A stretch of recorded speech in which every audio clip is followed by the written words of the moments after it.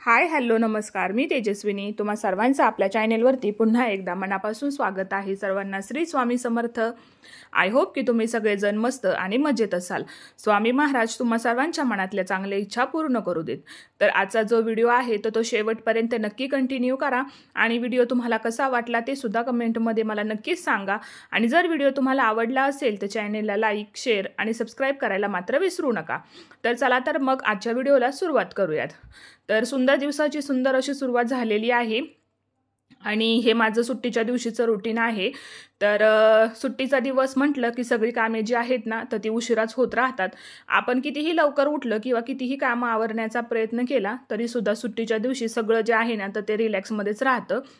तर आता सुट्टी आहे म्हटल्यावरती मग जीविकाचं स्कूल नव्हतं तर ती झोपलेली होती अजून। तर तोपर्यंत मग मी माझी स्वयंपाकाची जी काही कामे असतात ना सकाळची तर ती आवरून घेत होते। आणि शक्यतो तिला सुट्टीच्या दिवशी आम्ही लवकर उठवतच नाही, म्हणजे सॅटर्डे संडे 2 दिवस तिला सुट्टी असते। तर त्यामुळे मग ती लेटच उठते, कारण की इतर दिवशी कसं स्कूल असतं आणि मग लवकर तर उठावंच लागतं स्कूल आहे म्हटल्यावरती। पण सुट्टीच्या दिवशी मग ती थोडी रिलॅक्स असते आणि आम्ही सुद्धा तिला उठवत नाही, म्हणजे झोपली तर 9-10 पर्यंत कधी कधी ती झोपते, नाहीतर मग 8 वाजले कीच उठून बसते। तर आतापर्यंत तर ती झोपलेलीच असते जेव्हा माझा स्वयंपाक वगैरे चालू असतो।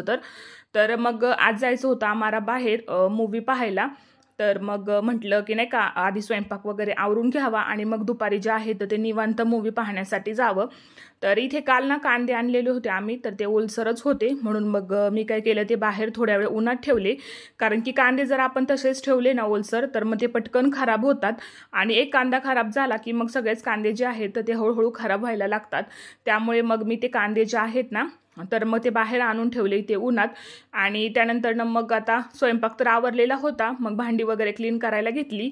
तर म्हटलं आता आधी भांडी जी आहेत जी जाळीतली तर ती लावून घ्यावीत आणि मगच नंतरनं जी सिंकमधली भांडी आहेत तर ती क्लीन करायला घ्यावीत।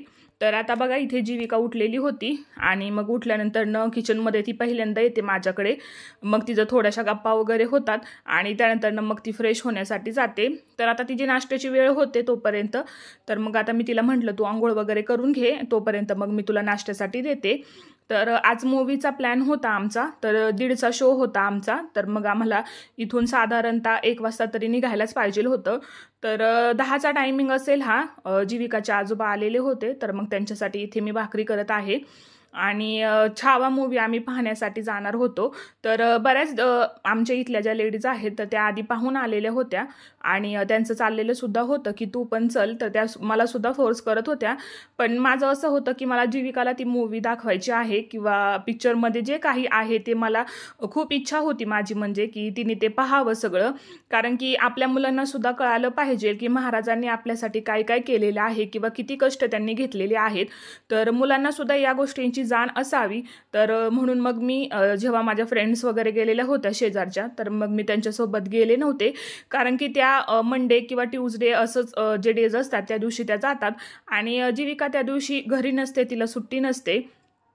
त्यामुळे मग मी म्हटलं की नाही थोडंसं लेट झालं तरी सुद्धा चालेल, पण तिच्यासोबतच मी मूवी जो आहे ना तो पाहणार होते। आणि खरंच मूवी पाहिल्यानंतरनं मुलांना सुद्धा कळालं पाहिजे की महाराजांनी किती गोष्टी ज्या आहेत त्या सहन केलेल्या आहेत किंवा किती त्रास त्यांना झालेला होता हे मुलांना सुद्धा कळणं खूप गरजेचं आहे।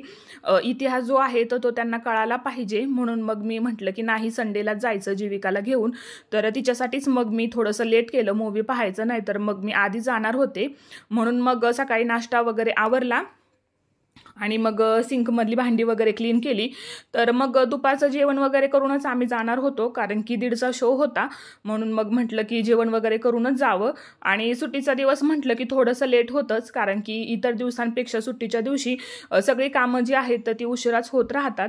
तर आता किचनमधलं तर आवरून झालं होतं, म्हणून मग आता जी काही कपडे वगैरे होते एक्स्ट्राची तर मग ती सगळी जी आहे तर मग ती घड्या घालून कपाटात ठेवली।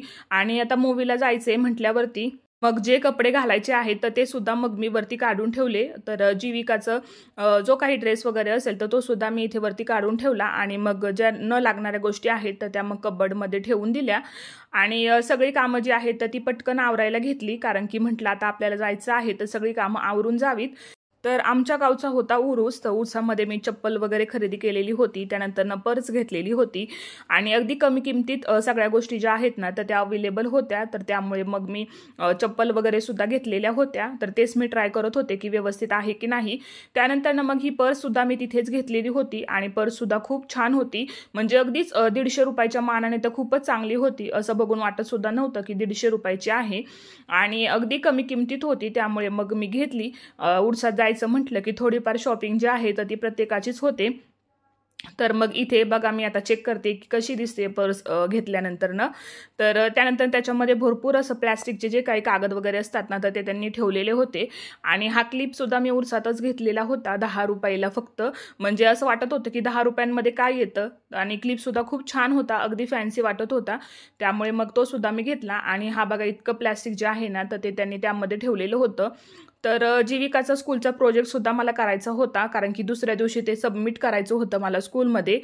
पण आता कामच काही आवरत नव्हती, कारण की सुट्टी म्हटलं की सगळं उशिराच होतं आणि माझं चाललेलं होतं की लवकर उठून आवरावं. पण आता सगळेच जर निवांत उठणार असतील तर मग आपण सुद्धा लवकर उठून काय करणार, किंवा जरी आपण लवकर उठून कामे केली तरी सुद्धा बरीचशी कामे जी आहेत ना तर ती राहतातच. तर मग म्हटलं आता मूवी वगैरे पाहून आलो की त्यानंतरच मग जे काही प्रोजेक्टचं तिचं आहे तर मग ते मी करायला घेणार होते. आणि मग त्यानंतर मग कपडे वगैरे भिजायला घातली. तर तोपर्यंत जीविकाचं चाललेलं होतं. जो फिश टँक आहे आमच्या घरामध्ये तर तो ती क्लीन करून घेत होती आणि कधी कधी ना ती खूप घरातली कामे जी आहेत ना तर ती करू लागते मला, म्हणजे भरपूर हेल्प होते तिची मला. आणि कधी कधी म्हटलं तर मग ती खूपच कंटाळा करते. तर आता इथे बघा तिने पूर्ण जो फिश टँक आहे ना तो पूर्ण रिकामा केलेला होता आणि यामध्ये आम्ही फिश ठेवलेले होते, पण फिश जे आहेत ना तर ते मरून गेलेले होते. तर त्यामुळे मग आम्ही हा जो टँक आहे ना तर तो क्लीन करायला घेतला आणि माझ्यापेक्षा जास्त तर तिनेच तो फिश टँक जो आहे ना तो क्लीन केलेला होता. म्हणजे त्याच्यामधले जे काही खडे वगैरे असतील तर ते तिने वॉश केलेले होते. त्यानंतर त्यामध्ये प्लॅस्टिकची झाडं होती तर ते सुद्धा तिने सगळं असं क्लीन करून ठेवलेलं होतं.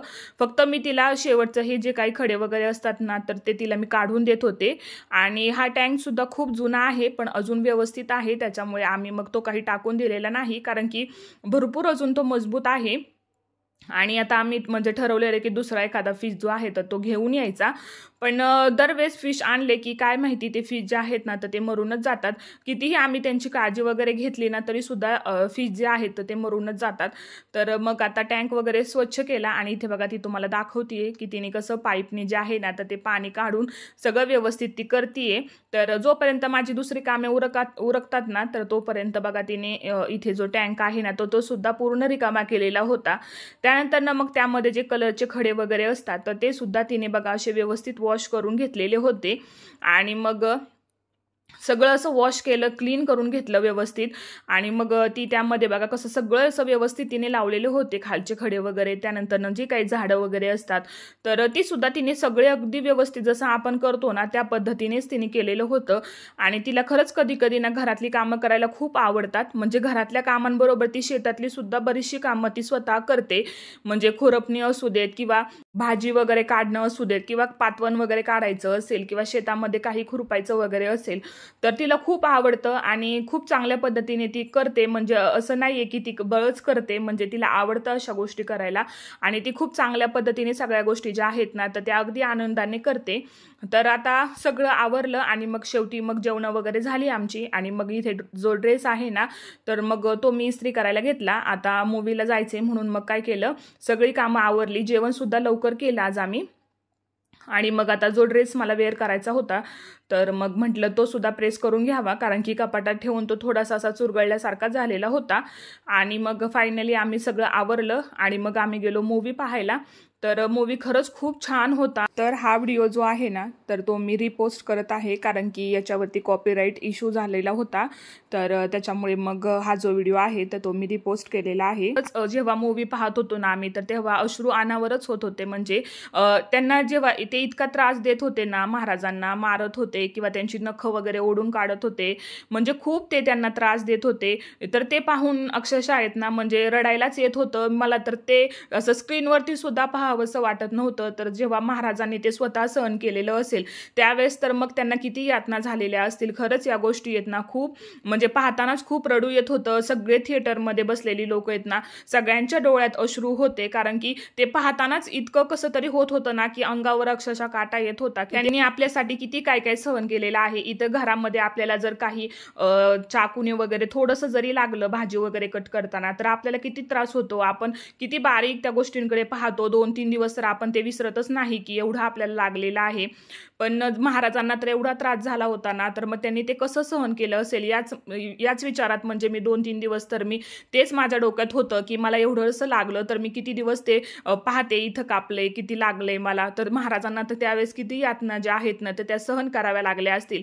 पण शेवटपर्यंत त्यांनी जे आहे ना ती हार मानलेली नाही. शेवटपर्यंत ते लढत होते आणि आई जगदंबेचं नाव सतत त्यांच्या मुखात होतं. खरंच मूवी खूप छान होता आणि असे मूवी जे आहेत ना तर ते खरंच पाहिले पाहिजे, जेणेकरून आपल्याला त्याच्यातून काहीतरी शिकायला मिळेल. तर त्यानंतर मग उरसाचा होता शेवटचा दिवस.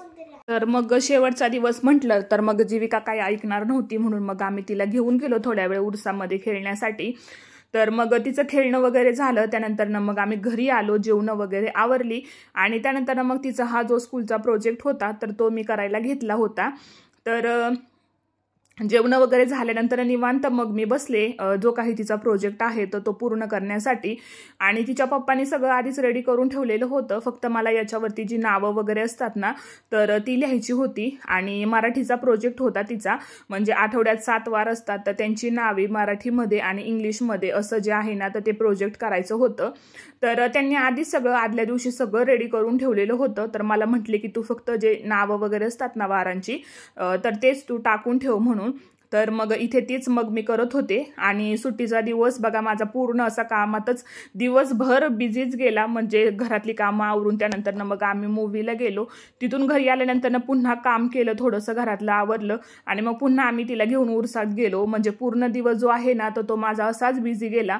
सुट्टीचा दिवस असला ना की दिवस कधी येतो आणि कधी जातो काही समजत नाही. म्हणजे इतर दिवशी तरी थोडा जो वेळ आहे ना तर तो मला मिळत असतो, पण सुट्टीच्या दिवशी तर मात्र मला बिलकुल सुद्धा वेळ मिळत नाही. दिवसभर काही ना काहीतरी जे आहे ना तर ते चालूच असतं. आणि मुलांना असे स्कूलमधून प्रोजेक्ट दिले ना तर मुलांपेक्षा आई वडिलांचीच जास्त कसरत होते, कारण की काय बनवून द्यायचं, थोडंसं वेगळं काय आपण मुलांसाठी करू शकतो किंवा इतरांपेक्षा त्यांचा थोडासा प्रोजेक्ट जो आहे तो वेगळा कसा दिसेल असंच प्रत्येकाला वाटत असतं.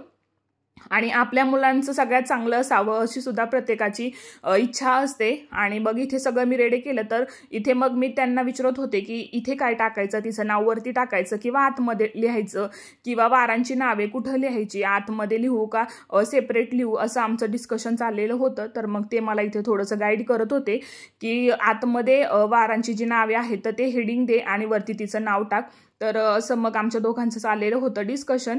आणि मग फायनली हा प्रोजेक्ट करता करता मला रात्रीचे 10:30 वाजले. आणि मग 10:30 पर्यंत मी सगळं जे आहे ना तर तिचा प्रोजेक्ट पूर्ण कंप्लीट केला, कारण की दुसऱ्या दिवशी तो तिला सबमिट करायचा होता. आणि मग दुसऱ्या दिवशी सकाळी एकतर असते स्वयंपाकाची घाई, तिचं स्कूल असतं. मग म्हटलं एवढ्या गडबडीत ते काही मला जमणार नाही, म्हणून मग म्हटलं आताच उशीर जरी झाला तरी सुद्धा मग मी ते पूर्णच करून ठेवणार होते.